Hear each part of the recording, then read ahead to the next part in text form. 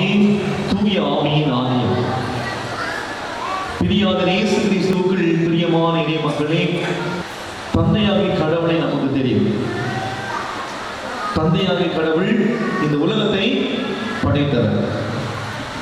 அதே போல மகன் தந்தையால் இந்த உலகத்திற்கு அனுப்பப்பட்டவர். இந்த உலகத்திலே பிறந்தார், வாழ்ந்தார், 33 ஆண்டுகளாக வாழ்ந்தார், மரித்தார், உயிர்த்தார், 40ஆம் நாள் விண்ணகத்திற்கு சென்றார். ஆனால் ஆவியானவர், இந்த ஆவியானவரை பற்றி சொல்லுகிற பொழுது, ஆவியானவர் நாம் எல்லாருக்குமே புரியாத ஒரு புதிராகவே அறிந்து கொள்ள முடியாத ஒரு ஆற்றலாக நினைக்கிறோம். அந்த நாளிலே இந்த ஆவியானவரை எப்படி புரிந்து கொள்ள ரொம்ப சிம்பிளா, எப்படி நம்முடைய நடைமுறை வாழ்க்கையை வச்சு நாம் இன்னைக்கு ஆவியானவரை நாம் எவ்வாறு நம்முடைய அன்றாட வாழ்க்கையை நாம் சந்திக்கிறோம் என்பதை நாம் இன்று சிந்தித்து தியானிக்க இன்னைக்கு முயற்சி செய்வோம். முதலாவதாக ஆவியானவர் 4 முக்கியமான பிறப்புகளில் ஆவியானவர் இருந்தார் என்று நாம் பார்க்கிறோம். முதலாவதாக படைப்பின் துவக்கத்திலே ஆவியானவர் இருந்தார். ஒன்று, படைப்பின் ஆரம்பத்திலே. தொடர்பு புத்தகம் 1ஆம் அதிகாரம் 1 முதல் 2 வரை உள்ள இறைவார்த்தையை பார்க்கிறோம்.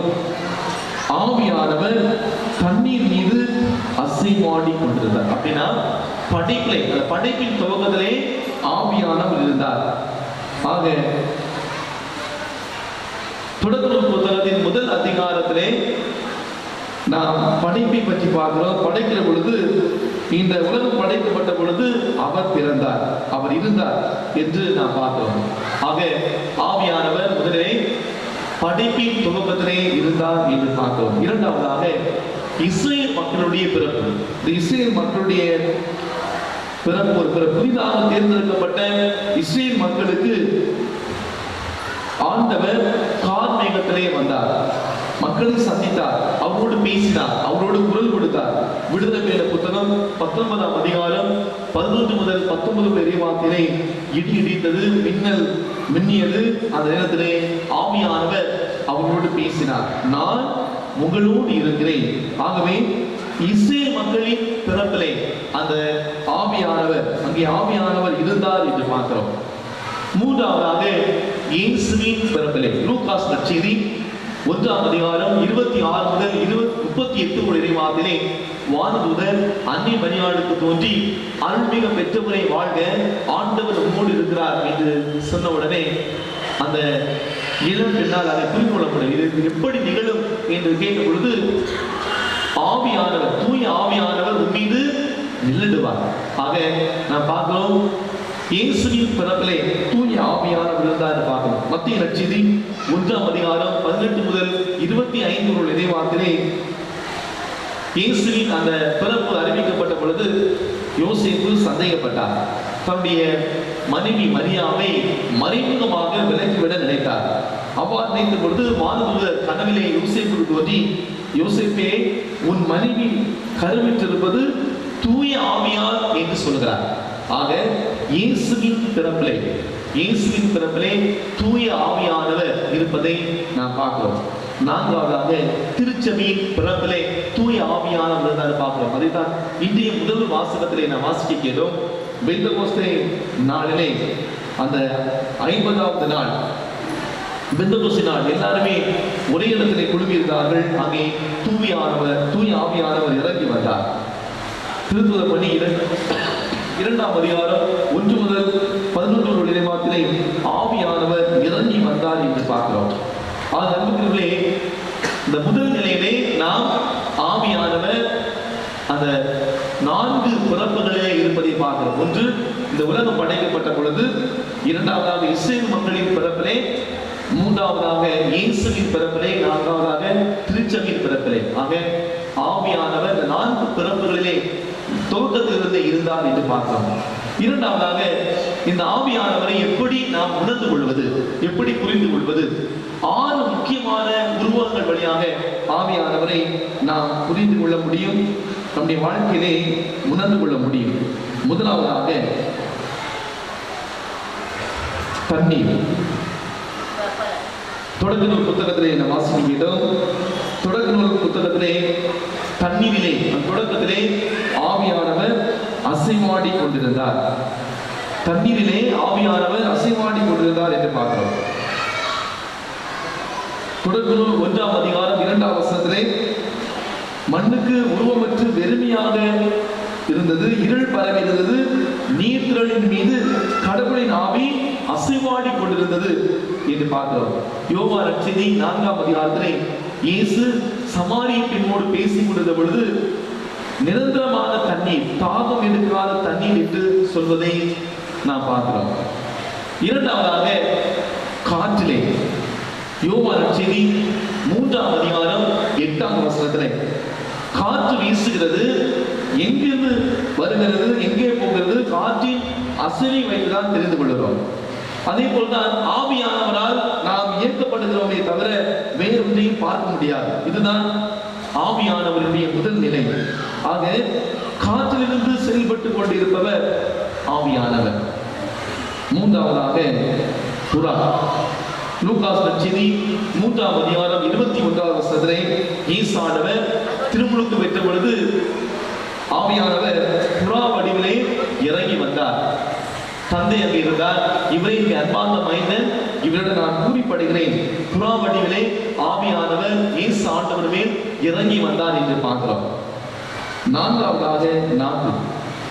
திருத்தூதர் பணி புத்தகம் 1 அதிகாரத்திலே பெந்தெகோஸ்தே நாளிலே மக்கள் எல்லோரும் கூடி ஜெபிக்கிற பொழுது ஆவியானவர் வந்தார்.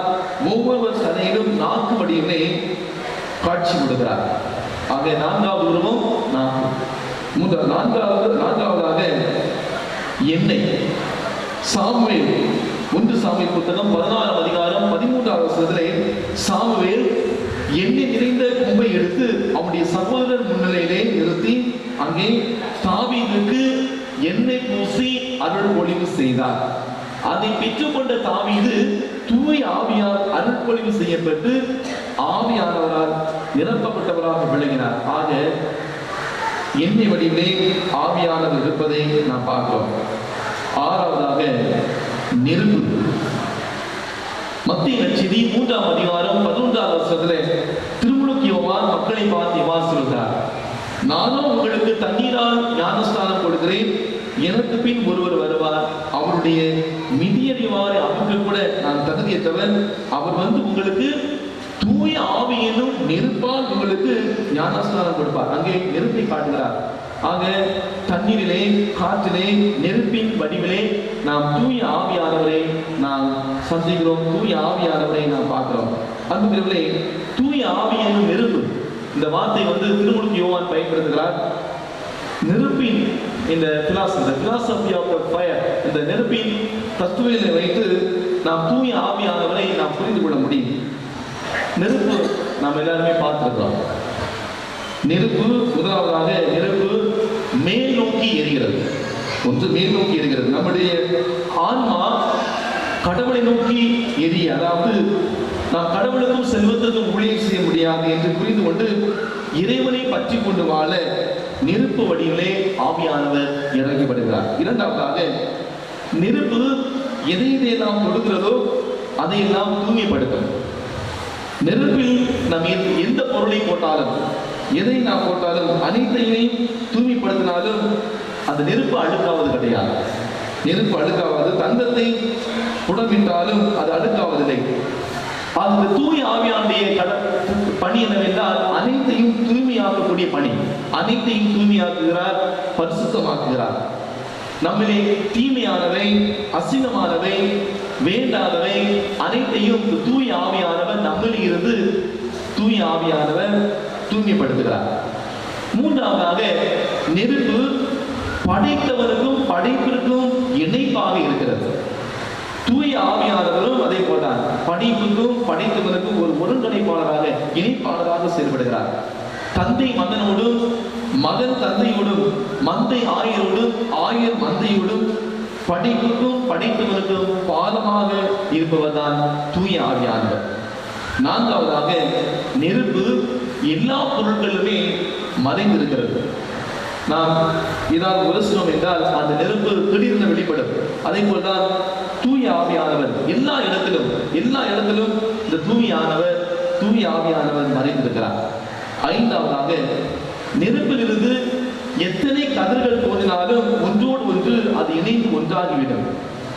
தூய ஆவியானவர் அதே போல்தான் இணைப்பாளராக இருக்கிறார். நாம் முதல் வாசகத்திலே வாசிக்க கேட்டோம். அந்த மக்கள் சிதறி கிடந்த அந்த மக்களை அந்த பெந்தெகோஸ்து நாளிலே தூய ஆவியானவர் ஒன்று சேர்த்தார். அந்த மக்கள் என்ன செய்தார்கள்? அந்த மக்கள் நெருப்பு வடிவிலே இறங்கி வந்த அந்த தூய ஆவியானவரை பெற்றுக் கொண்டார்கள். அவர்கள் வல்ல பல செயல்கள் பல செய்தார்கள் என்று பார்க்கிறோம். ஆறாவதாக, நெருப்பு கதிர்கள் இடைவிடாது இயங்குகிறது. இடைவிடாத இயக்கமே வாழ்க்கை. ஆவியானவர் இயக்கிக் கொண்டிருக்கிறார். நீர்த்திரளிலே அசைவாடி கொண்டிருந்த ஆவியானவர், அசைவாடுதல் என்றால் இயக்கத்தின் அடையாளம். உயிர் மூச்சை ஊத மனிதன் உயிர் உள்ளவரானால் ஆவியானவர் இயக்கிக் கொண்டிருக்கிறார்.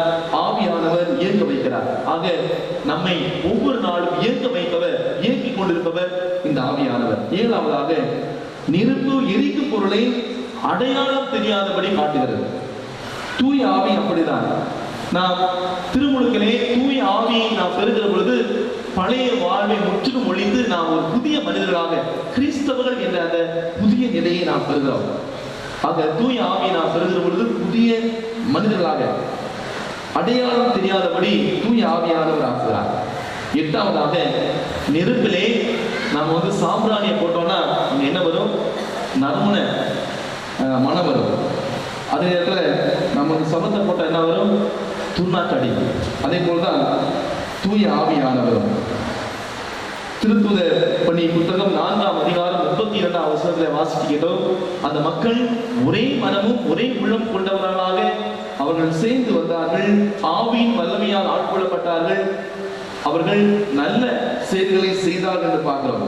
அதே நேரத்திலே திருத்தூதர் பணி புத்தகம் 5ஆம் அதிகாரம் 32ஆம் வசனத்திலே அனனியாவும் சப்ரியாவும் தூய ஆவியானவரை ஏமாற்ற நினைத்தார்கள்.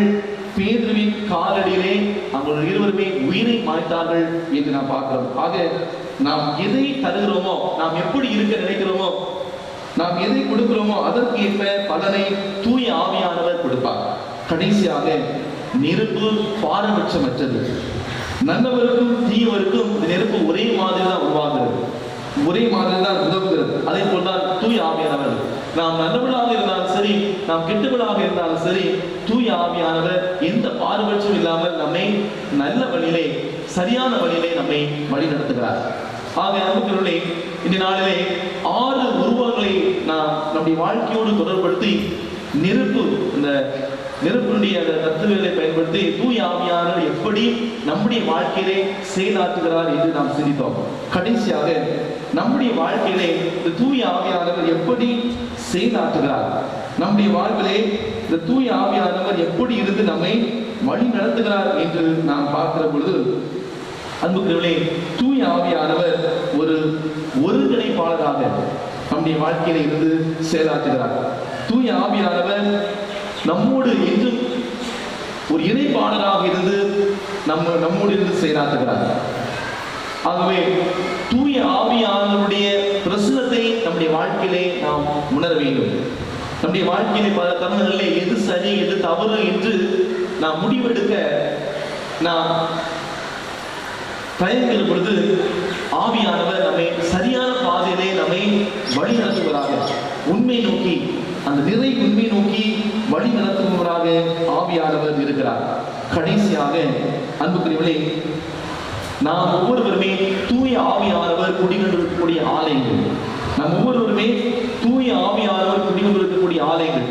இந்த ஆலயத்தை தூய்மையாக, இந்த ஆலயத்தை பரிசுத்தமாக வைத்திருக்க நாம் கடமைப்பட்டிருக்கிறோம். ஆக தூய ஆவியானவர் நம்மை ஒவ்வொரு நாளும் வாழ வைக்கிறார், நம்மை வாழ்கிறார். எனவே பாவத்தை அகற்றி நாம் ஒவ்வொருவருமே ஆவியானவர் குடிகொண்டிருக்கிற ஆலயங்களாக மாற வேண்டும், வாழ வேண்டும். எப்படி? நாம் தூய ஆவியின் ஆலயம் என்றால் இயேசுவுக்கு நம்முடைய கரங்கள் தேவை. நாம் ஒவ்வொருவருமே தூய ஆவியின் ஆலயங்கள் என்றால் இயேசுவுக்கு நம்முடைய கால்கள் தேவை. இயேசு என்பது நீங்கள் வாழ்ந்து காட்டுங்கள், உங்களுடைய வாழ்க்கையிலே நீங்கள் அதை வாழ்ந்து காட்டுங்கள். அன்புக்குள்ளே, இறைவன் வாழும் இல்லமாக நம்முடைய அன்றாட வாழ்க்கை சூழலிலே நாம் வாழ வேண்டும். நாம் இயேசுவை பிறருக்கு நாம் கொடுக்க வேண்டும். தூய ஆவியானுடைய பிரசன்னத்தை நாம் பிறருக்கு கொடுக்க வேண்டும். எனவே இன்று சிறப்பாக இந்த திருப்பலியை நாம் பங்கேற்கிற பொழுது நம்முடைய வாழ்க்கையிலே, நம்முடைய வாழ்வின் ஒவ்வொரு தருணத்திலும் ஆவியானவர் நம்மை வழிநடத்துகிறார் என்பதை நாம் உணர்ந்து கொள்வோம். ஆவியானுடைய உந்துதலுக்கு ஏற்ப, ஆவியானுடைய வழிநடத்துதலுக்கு ஏற்ப நம்முடைய வாழ்வை நாம் அமைத்துக் கொள்வோம். ஆவியானுடைய பிரசனம் நம்முடைய என்றும் இருக்கிறது என்பதை உணர்ந்தவர்களாக ஆவியானுடைய பிரசனத்திலே நாம் வாழ்வோம். ஆமென்.